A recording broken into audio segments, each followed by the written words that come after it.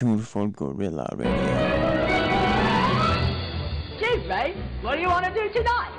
The same thing we do every night, Pinky. Try to take over the world. I know the human being and fish can coexist peacefully. The owners of this country don't want that. They own you. They own everything. They own all the important land. They own and control the corporations. They've long since bought and paid for the Senate, the Congress, the state houses, the city halls. They got the judges in their back pockets. And they own all the big media companies, so they control just about all of the news and information you get to hear. They got you by the balls. And nobody seems to notice, nobody seems to care. That's what the owners count on, the fact that Americans will probably remain willfully ignorant of the big red, white, and blue dick that's being jammed up their ass every day. Because the owners of this country know the truth. It's called the American dream, because you have to be asleep to believe it. That the only thing we have to fear is fear itself. Love is my religion. Love is my religion.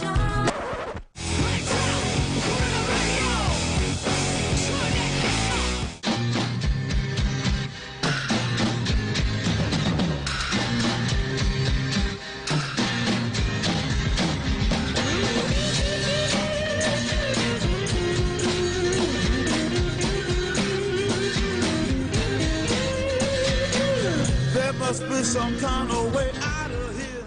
I think that the New World Order is marching on. You know, to me, in my own mind, it comes closer and closer that it is very real.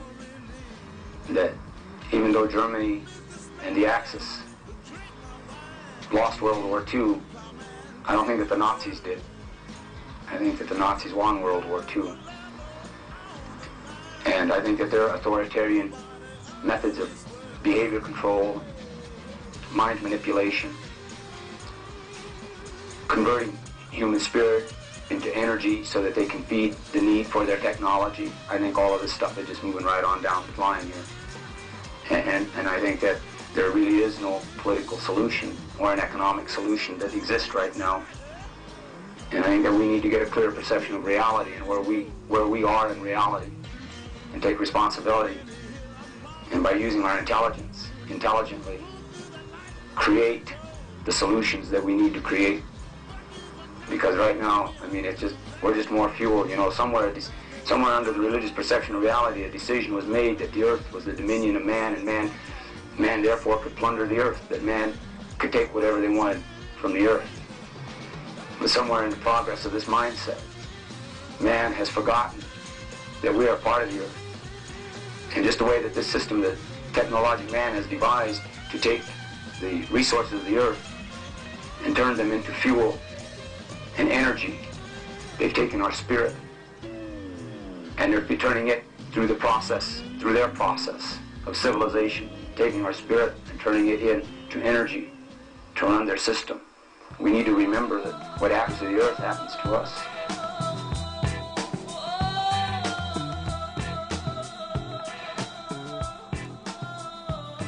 You are in tune to Guerrilla Radio. We are live every Thursday morning from 10 to 11 a.m. and rebroadcast sometimes on Thursday night. We've been actually doing live shows, revolutionary music from John Trudell to Dead Prez and Mortal Technique Thursday nights from 11 to midnight. Freedom of speech, community radio. As communities all across the country are passing ordinances and initiatives to reclaim their right of self-government and community autonomy, specifically relating to food sovereignty and the right to save seeds in the face of the global war on people's right to have their own food, their own independent food systems to make us dependent, to disempower us as a people. People all across the country are passing local initiatives to do everything from ban fracking to affirm the right to save seeds and have your own local independent food infrastructure as an absolute right of the people. And that movement has come here to Lake County, and today we have the author of the Freedom to Garden Human Rights Restoration Act of 2014, which was submitted to the County of Lake on March 6th. We have Ron Kiczenski here in the studio. How you doing, man? Hey, thanks, Conrad. I'm hanging in there. Ain't dead yet. Right on. And so, you have written this initiative, the Freedom to Garden Human Rights Act of 2014, and I should say it was also edited by James Blue. I wrote the main body of it and then passed it on to him, and he made a lot of good suggestions. And yeah, so you know what has inspired you to write this ordinance? Well, I've been working on issues that concern me and that I, from what I hear out there in the world, seem to concern a lot of other people. For most of my, all my adult life and part of my childhood is actually, and it, I've gone knocking on just about every door you can think of, trying to get things to work better on behalf of the people, right? And I mean, I've been to federal courts, I've been to state courts, I've been to legislatures, I've been to Congress, I've done world news, TV, radio, newspapers. I mean, I've been just about on every door you can knock on. And I at this point in my life, I think I understand the situation better than I have ever in the past. That's not to say that I understand it fully, but I think I understand it better than I have in the past. And what that means is that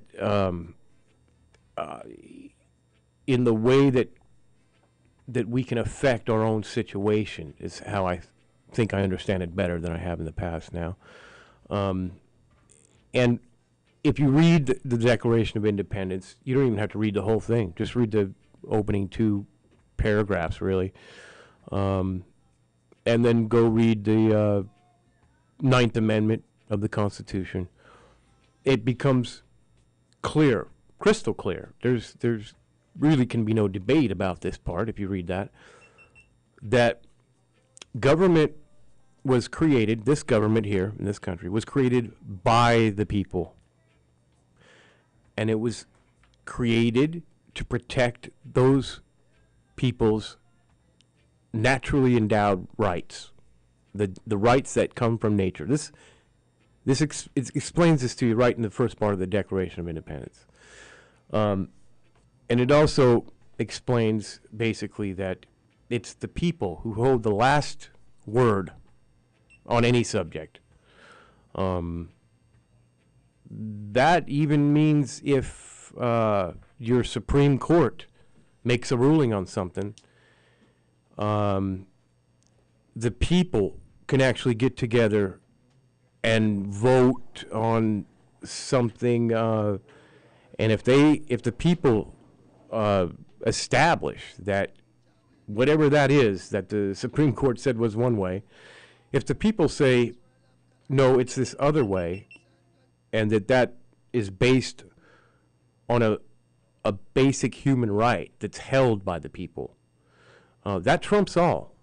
In this country, the people trump federal government, state government, all the court systems. The problem is, up to this point, the people haven't exercised that ability. Most people don't even realize that we have that ability. Most people that you talk to will, let's say a federal law or a state law is a certain way, they'll throw up their hands and say, well, that's the federal law, state, not much we can do about that. That's just simply not the truth. That, I'm sure, is what federal and state authorities would love you to believe, but it's just simply not the truth. The Constitution is set up specifically for the people to declare what their rights are, what their reality is, and we just simply haven't exercised it. And so, what this initiative is doing, if I understand correctly, is you're basically challenging the claimed authority or sovereignty of the federal and state governments by affirming the sovereignty of the people in their county and their local governments to declare what is in their own best interest for their own self-government. Correct. And where in this particular circumstance, the government has a long time ago crossed the line where they assumed, there's no place written that they have this jurisdiction. They assumed that they had the jurisdiction to regulate a plant basically into being prohibited. And they've done that with, 3 plants I can think of just off the top of my head, but that's obviously just the beginning, because in law, there is no little bit of this and a little bit of that. Law is about jurisdiction, and it's about things applying equally across the board. So if you cross the line and you give this kind of jurisdiction to the government to basically outlaw a plant, to keep you from accessing whatever plant, if you cross that line and agree to that type of authority, the government has that type of authority, then you're in a contract, and at that point, they don't need, whatever justification they come up with, they can outlaw any plant. So it's not just that, they've outlawed cannabis or whatever. Whatever reason down the road they find, because we've let them cross this line, whatever reason down the road they find to outlaw or regulate or restrict our access to any plant, they have it at this point, because we've given them that authority. Basically, they took that authority and we kind of said nothing, and we've implied consent. And so this initiative would basically declare that the right to garden, the right to save seeds, and the right to grow any plant of this earth, any natural plant, is affirmed by the people as a basic human right. Correct. Protected by both the federal and state constitutions, and you cite the 9th Amendment and Section 21 of the California State Constitution, which is just a reiteration of the 9th Amendment. Correct. And it should be also, though, noted that this applies to circumstances that exist outside of commerce. So, in other words, by the constitutional authority, government is mandated to protect your right to engage in commerce. And by that clause in the Constitution, they have basically decided that everything you do is commerce. Everything you do, even if there's no money change in hand, anything that could be bought or sold is considered commerce. So what we've also done is strictly defined commerce to, the exchange of goods or services for, legal currency. And so, in other words, if you're at your own home, in your own garden, growing plants for your own use, for your basic necessities, and that's another catch here. I mean, you need to show that what you're growing is to be used for your basic necessities.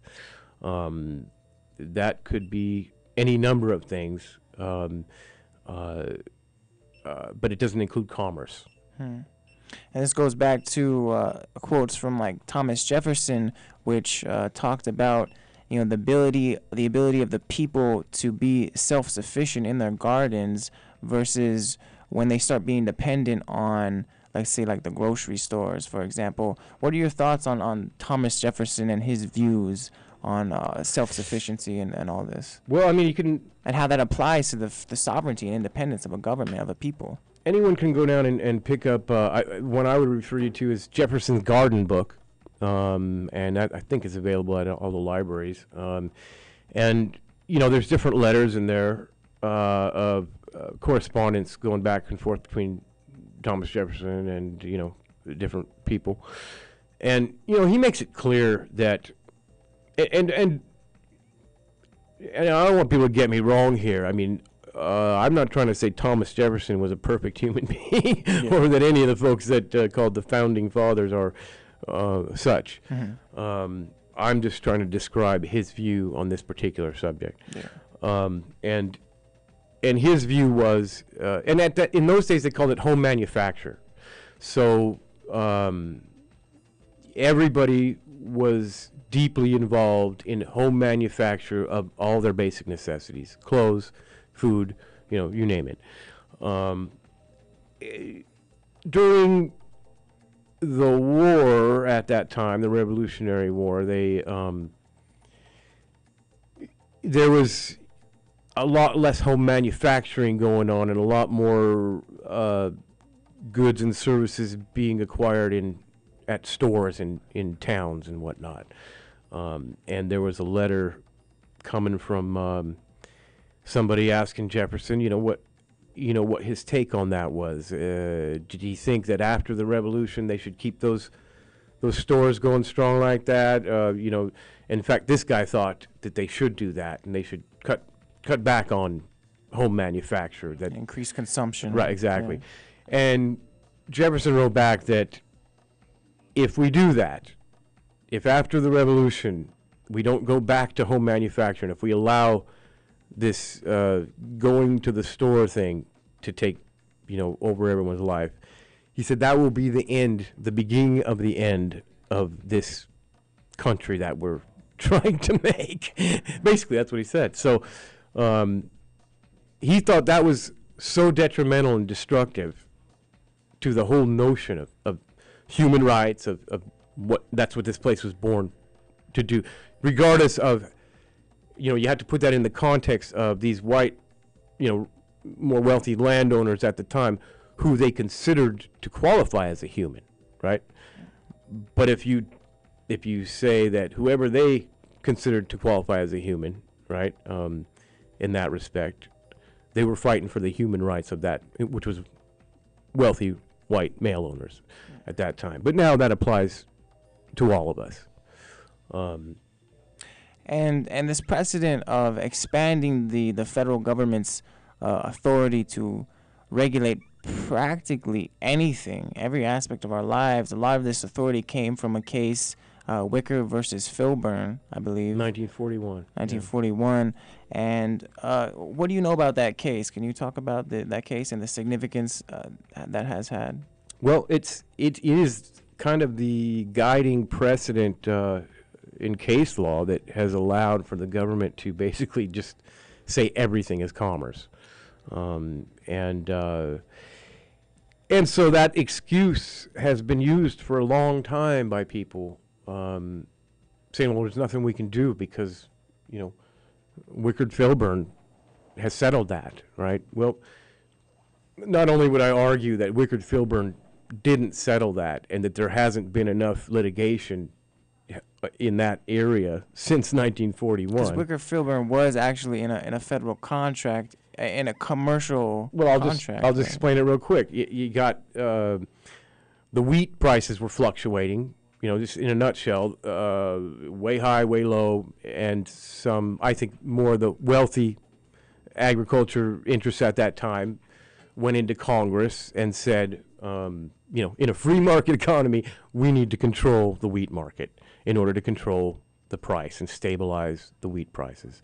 They got Congress to pass an act that attempted to make it so that anybody who was growing wheat, in a wheat state, could only grow, I believe it was 11.5 acres of wheat, period. And that was supposed to help stabilize the market, supply and demand equation. Well, the catch was Congress didn't feel like they could just, because of the human rights, they didn't feel like they could just tell people you can only grow 11.5. They couldn't just pass an act and say you can only grow 11.5 acres of wheat. They had to bring it to the people. So in whatever respective state, and the state that Filburn was in, they said, okay, you have to put this, you're going to put this on the ballot in your state, and if people vote for this restriction of their ability, then it's a done deal. And that's what they did. And the people in that state voted to go ahead and restrict themselves to 11.5 acres. Filburn decided he was going to grow 23, I think, acres. And everything over the 11.5 was for his own use, for his own animals, his own family, for his own use. And basically that ended up going to court. The court said, no, everything you grew affected the commerce markets. Because it affected the price. Yeah, but really what it came down to is the people of the state had agreed to this contract that was offered to them by the Federals.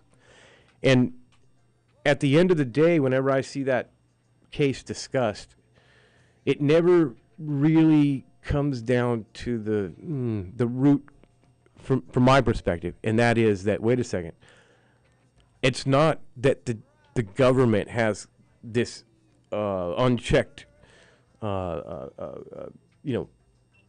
decision that everything is commerce. It's this case came down in 1941 that was really specific and should have been gone after in any number of different ways after that to make sure that precedent didn't hold, but it wasn't. And within that context, you were in a situation where even the feds knew they had to get the people of the state to vote, to voluntarily do this thing. But once they did that, it became a contract. And so Mr. Filburn was in violation of that contract. So it's as simple as that. Now, we have the ability to do the same thing here. The people means the people. The people doesn't necessarily mean the people all across the United States or the people all across the state of California. Guess what? We're the people right here in Lake County. So in that respect, we the people can enter into our own contract of our choosing. We have that ability, like I already said, by the Declaration of Independence and the federal Constitution and the state Constitution. Yeah, absolutely. So if we don't exercise that ability, well, that's on us. That's not some corporate CEO's fault, and that's not some agent of the government's fault. I mean, that's our fault if we don't exercise that. So the feds have used that case law precedent in Wicker versus Filburn in regulating wheat and expanded that notion to many different areas of law, but including all plants that they so choose. Correct. And so how, in your opinion, how is that that precedent and its effect on the law, how has that affected the evolution of this country and the world, both economically, culturally, spiritually, and as far as making us dependent on whether it's pharmaceutical companies or the petroleum industry? How foundational is that precedent in the state of problems that we're facing here today? It's been literally devastating. It's been devastating. If you're wondering why we don't have funding for things we desperately need, like schools and all these things that people are screaming they need, but the government says we don't have the funding for, it's because all that funding is being sucked in other directions, and part of it, part of that money being sucked in the other is a consequence of this type of jurisdiction that's been assumed in the area of commerce and goes all through our lives. For example, I mean, you've got the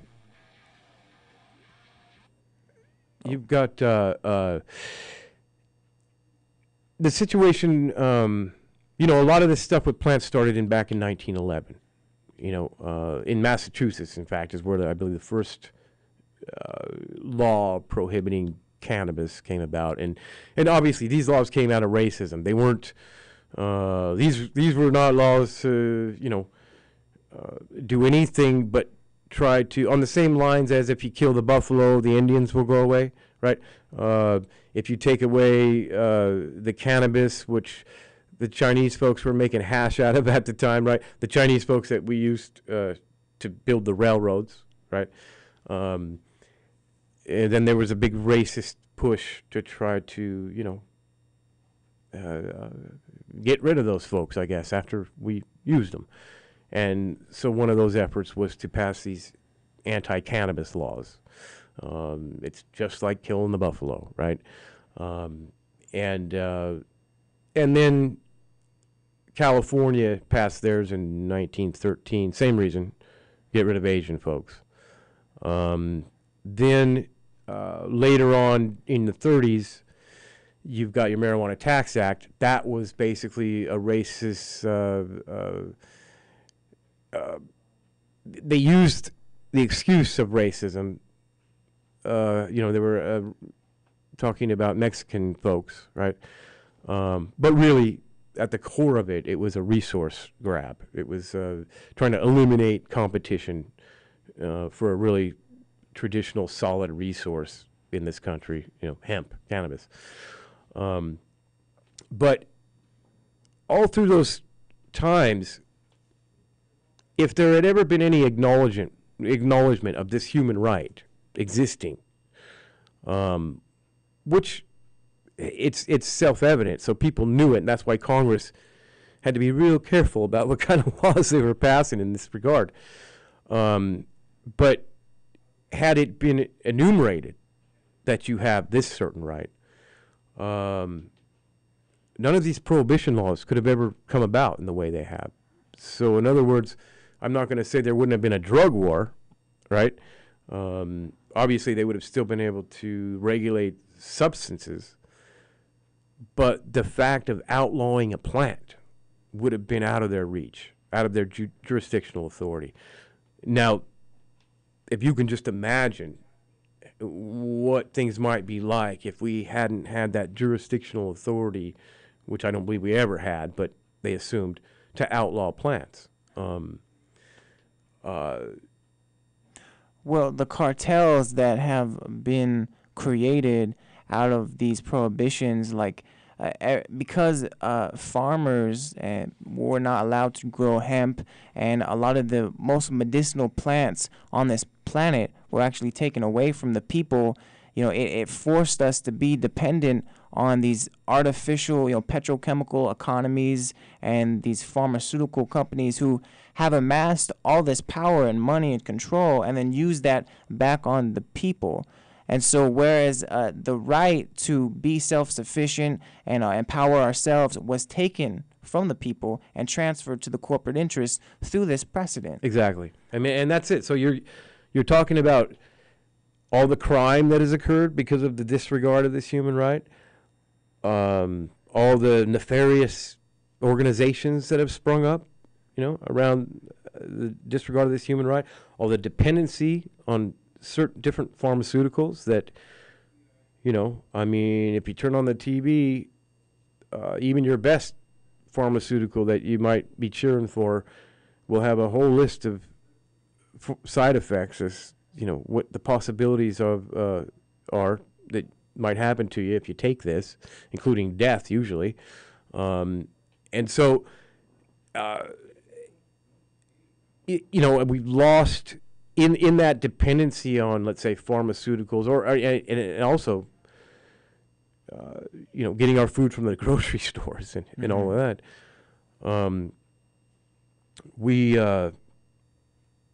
really just, we lose this, for me, it's heartbreaking, not just because of the worse health that people have and the dependency and all these things, but we also lose this information about plants that our ancestors for thousands of years have been living and dying to try to learn and pass down to us about what's useful and what, for this and that and the other, and, to help us live.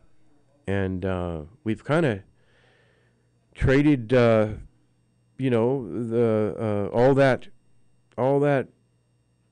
hard fought life and death, to get information for this, yellow brick road.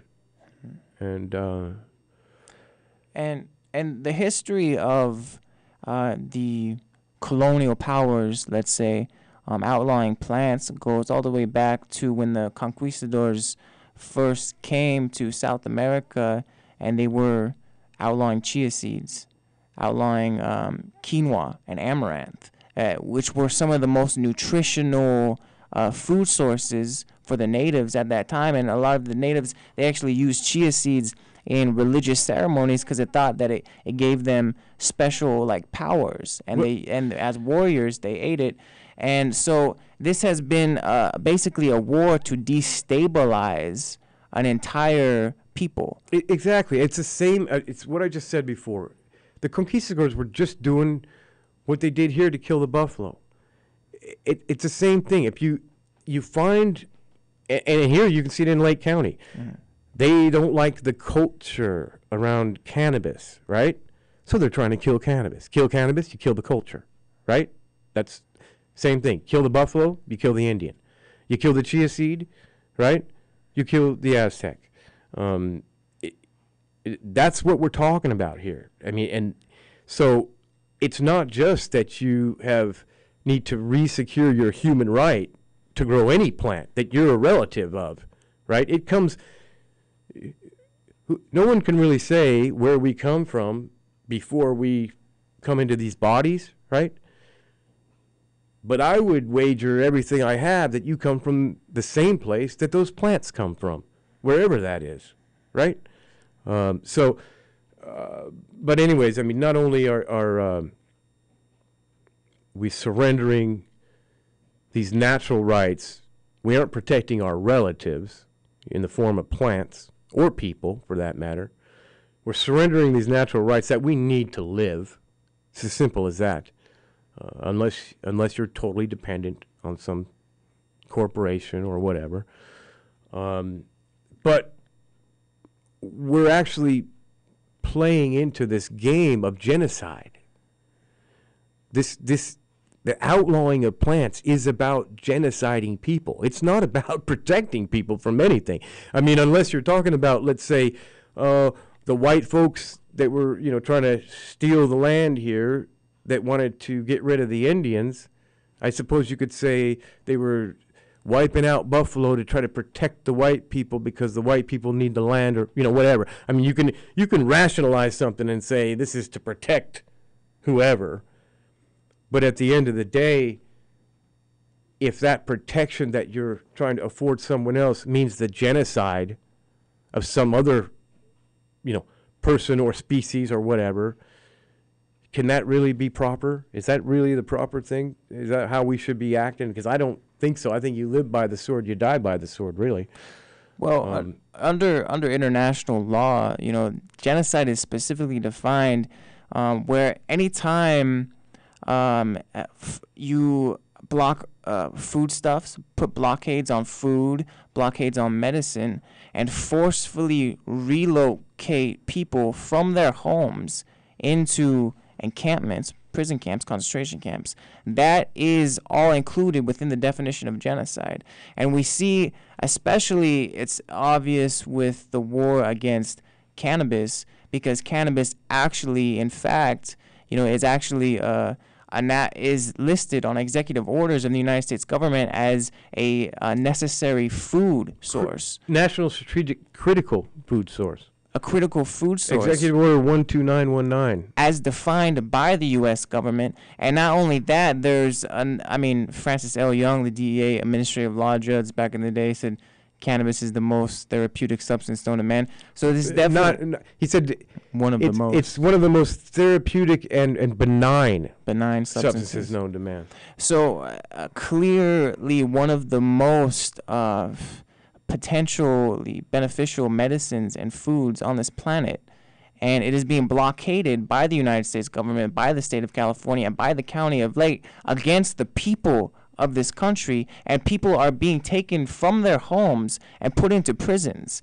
And so the war on cannabis is nothing short but genocide, if you look at the definition under international law. Well, and correct, and I think all policies that would seek to regulate or prohibit a life form, like a plant or an animal, like a buffalo, are are aimed at genocide. Those are genocidal policies. Here, even in this county, this isn't a theory. This is a fact. You can go and you can get the Board of Supervisors meeting. Go down to the courthouse and you get a copy of the meeting where they passed their most recent cannabis ordinance, the one that now is going to the ballot that hopefully people will all vote no on in June.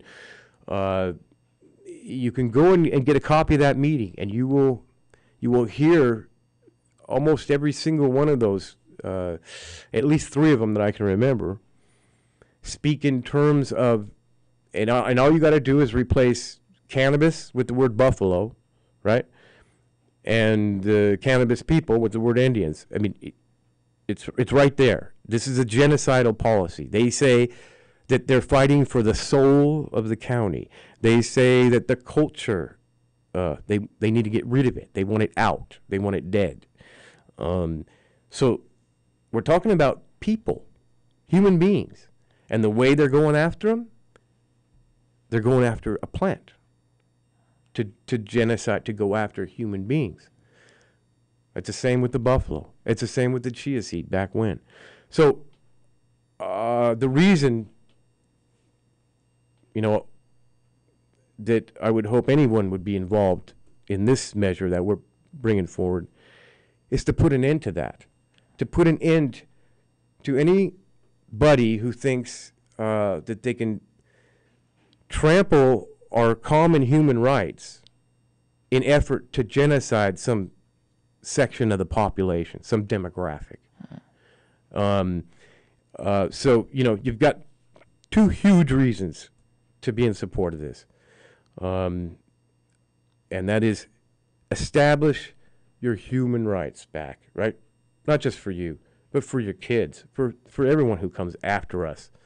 And then the other thing is to stop these folks that think that it's appropriate or okay, or in whatever words you want to use, to go genocide other people. In other words, get rid of them.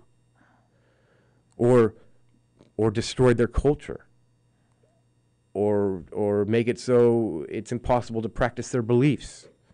Those are all ingredients of genocide.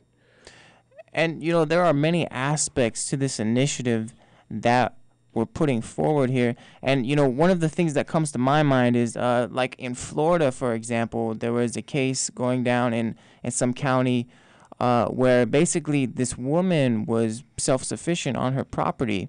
And because she was not in accordance with certain, building codes and whatnot, because of her gardening and her efforts to be self-sufficient, they declared what she was doing as illegal.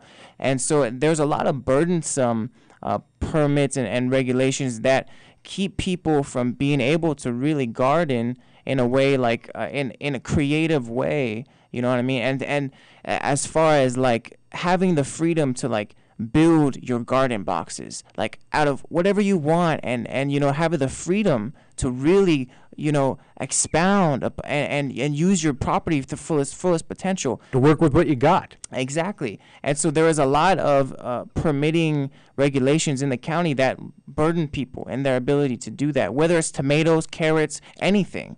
And so this would actually affirm people's right and exempt people from being subjected to. As long as you were adhering to the sections on responsibility, right? On responsibility to the environment. To the environment, to your neighbors, to et cetera. Yeah. As long as you're not hurting anybody or anything. Yeah.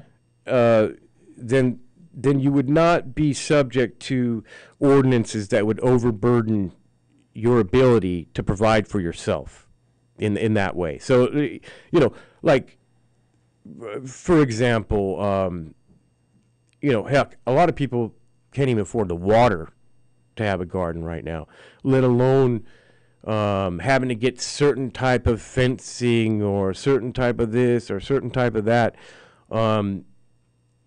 You should be able to work with what you got, and in fact, it should work more to the benefit of the people with less resources.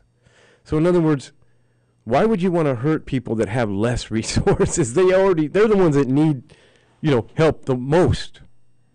So why would you want to put more restrictions on folks that are already barely making it, right? And make them have to, I'm just saying that this eases that burden. It's as simple as this. As long as you're not hurting anybody. Or the environment. You shouldn't have to be overburdened when you're exercising your right to grow your own food or medicine or fiber, etc. And you are in tune to 88.1 FM KPFZ. We're talking to Ron Kiczenski, the author of the Freedom to Garden and Human Rights Restoration Act of 2014, which was submitted to the county on March 6th. And from March 6th, they have up to 15 days to issue a... And I believe that's 15 business days. 15 business days. I was thinking that to issue today would be like the 5th, I guess, Oh.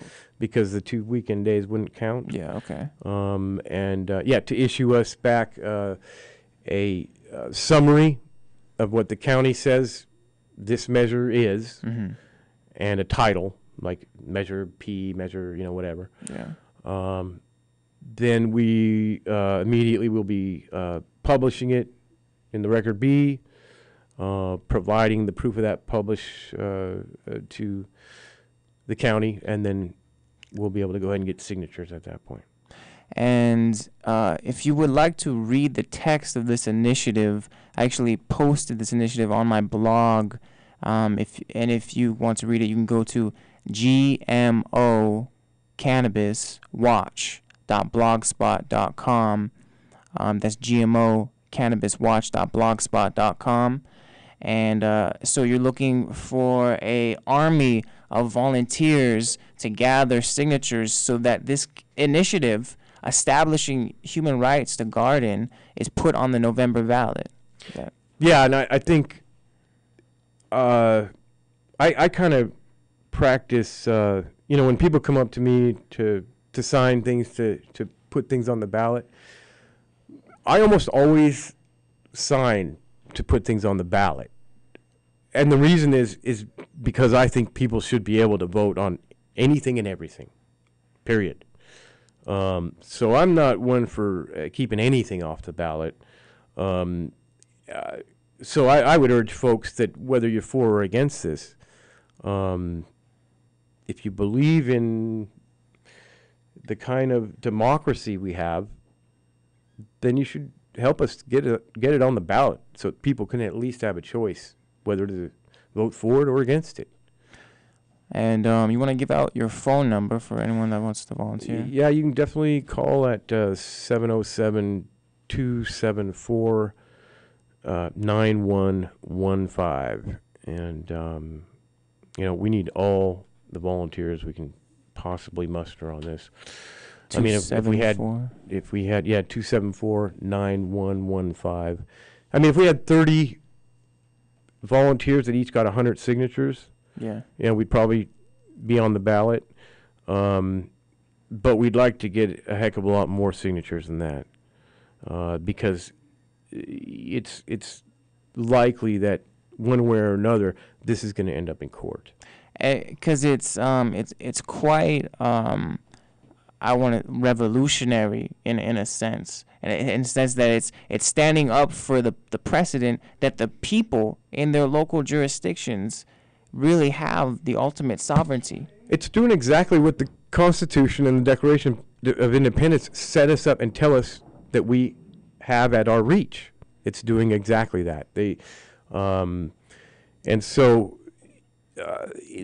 just hasn't been necessarily practiced much, in this country. But the Declaration of Independence and the Constitution in themselves were this. They stood up and said, whatever rule we're under now has lost sight of, the needs of the people, and that they were creating a new government. Now, in the Declaration of Independence that they set up, they said that we always will retain that right to alter our government. And that is actually reiterated in the original California Constitution, not just in the preamble, in Section 1 of the original California Constitution, almost word for word by the Declaration of Independence, that we do as a people have the right to alter. Not just the right, we are the ultimate authority. Exactly. Beyond presidents, beyond congressmen and senators, beyond the Constitution.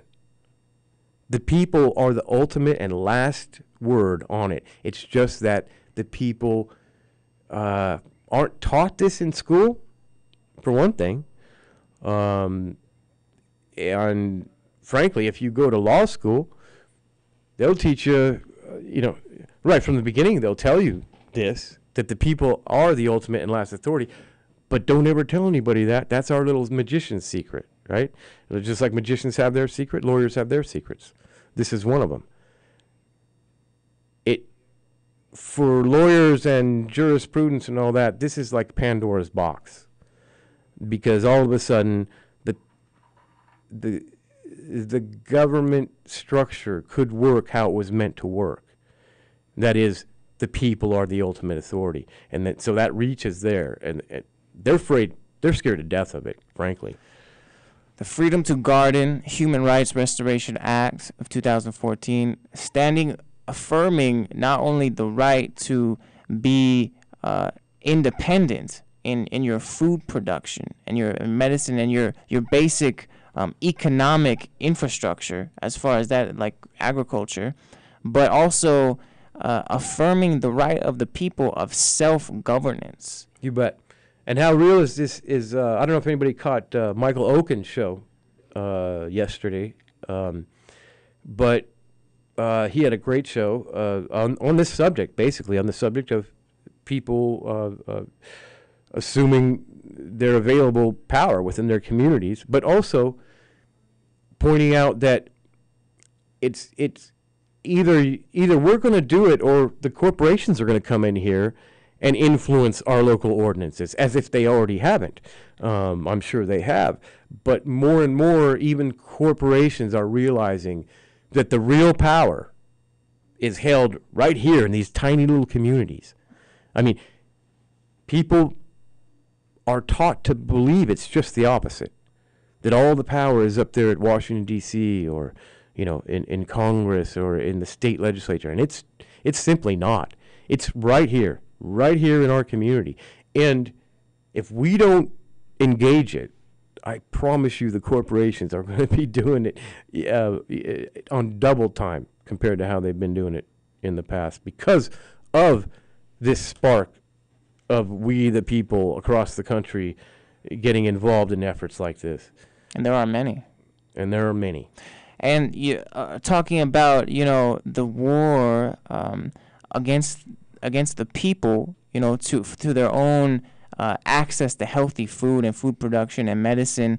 It makes me think of and the importance of saving seed, and affirming the right to save seed, because there are these companies like Monsanto. If you look at their history with other plants like corn and soy and rice, they're polluting, they're genetically contaminating these sacred plants, which humans have been in partnership for thousands of years, to the point where it's actually, they're turning it into a poison. A lot of these through genetic engineering. And so what this it reminds me, like, especially, and this is not just about cannabis, this is about seeds. This doesn't even mention the word cannabis, but cannabis is a plant. And one of the things that this makes me think of is how people have really lost access to the seed supply of the most useful plant on this planet. Cannabis, the seeds of the cannabis plant are a critical strategic resource, even admitted by the United States government, and our access to that through these precedents that they've set up has been destabilized. And so when it is legalized and brought forth in regulatory schemes, the corporations are the only ones that are going to really have access to legal seed supplies, because you're only going to be able to get it through a DEA license and importing it from another.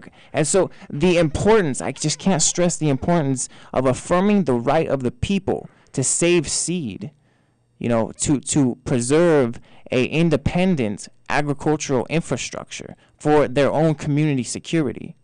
Well, imagine a world where basically everything you eat, every form of all the trees in the community, all the grass that's grown in the community, just about every plant and everything everywhere is patented, is genetically engineered.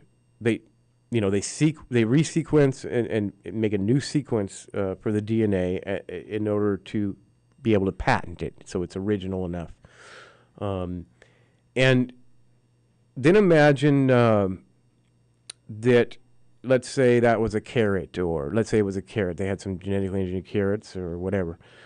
Now, because their patented carrots are protected, intellectual property, and let's say that carrot is growing next to a regular naturally occurring carrot, the kind, the varieties that have come down through evolution, through natural pollination processes. Well, guess what? That one carrot that's there, the natural variety, right now has no protection whatsoever. The Monsanto carrot has every kind of protection you can imagine by law, because it's patented, etc.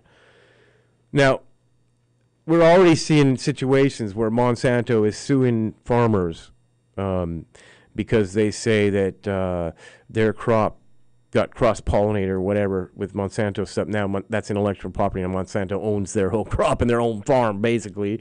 We've had, all kind of case law like that trying to develop, through Monsanto, and they aren't doing that because they really want the guy's farm or anything like that. They're trying to develop case law and precedent. In other words, at some point down the line, if your natural carrots have no protection whatsoever, at some point down the line, the protected varieties of carrots will be able to argue that those naturally occurring carrots are a threat to these legally protected intellectual property varieties. And they're already suing farmers. Do you understand what I'm saying there? Yes. In other words, there is a scenario, who knows how long in the future, where you won't be able to get naturally occurring varieties of anything, because for you to grow it or possess it would be a threat to somebody's intellectual property that's patented and protected by law. Now, that's where everything goes without the kind of protections that we're trying to bring forward in this measure. We already have an example of that in Iraq.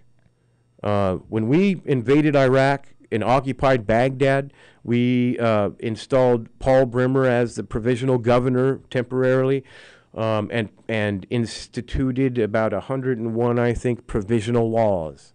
And one of those, number 81, you can Google it right now if you want, Provisional Law 81 for Iraq, was all about making it so that any naturally occurring seed that anybody had was basically no longer legal.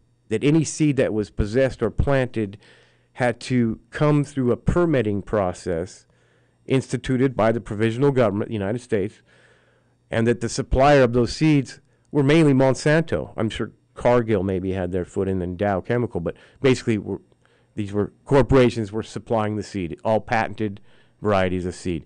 So here we've already seen a test law come about, in that respect, and so it's just a matter of time before that technology forces that type of scenario here, if we don't protect ourselves soon, our human rights.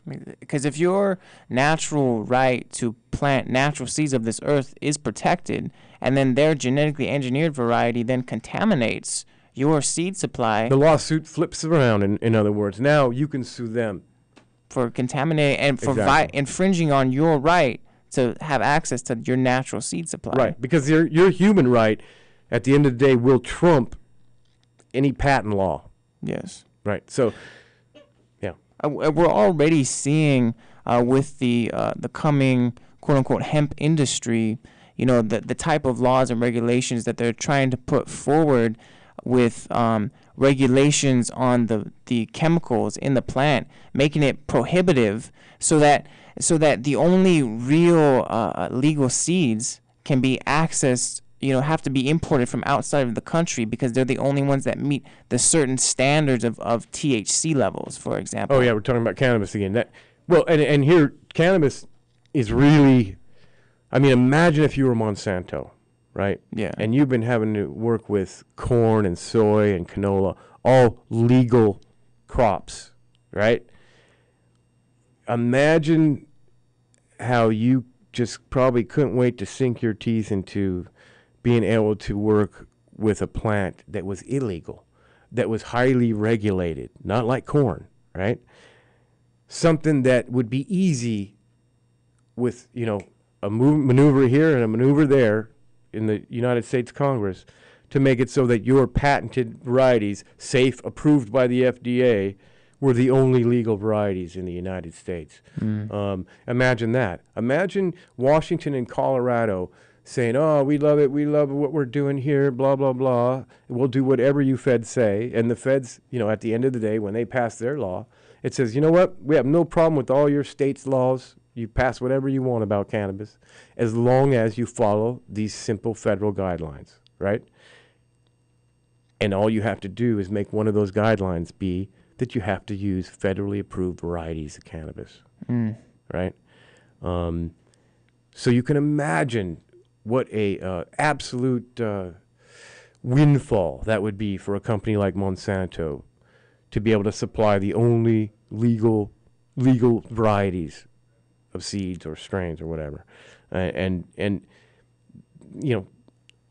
whether that happens or not, I predict that it will. But whether it would or not, we're vulnerable to it right now because we don't have these kinds of protections that we're offering in this measure in place. And this is the Freedom to Garden Human Rights Restoration Act of 2014. We're speaking with Ron Kiczenski, the author of that act. And your phone number is 707-274-9115. We need an army of signature gatherers to get this initiative on the Lake County ballot to set a precedent that could send a shockwave around the country and around the world even. Because there's nothing, there are similar things like this, but this is even taking it to I would say around the world because it's the United States has gone around the world and blackmailed countries all over the world to sign these drug treaties that have basically annihilated their human rights in this area to grow plants. So there's not a country signed on to one of those treaties that wouldn't be interested in hearing about this effort, I'm sure. And you are in tune to 88.1 FM KPFZ, Lake County Community Radio. This is Guerrilla Radio. Thank you so much. Again, the phone number, if you want to volunteer to help with this initiative, 707-274-9115. And thanks, man. Peace. Jah will be waiting there, we a shout. Jah will be waiting there. In this world of calamity, dirty looks and grudges and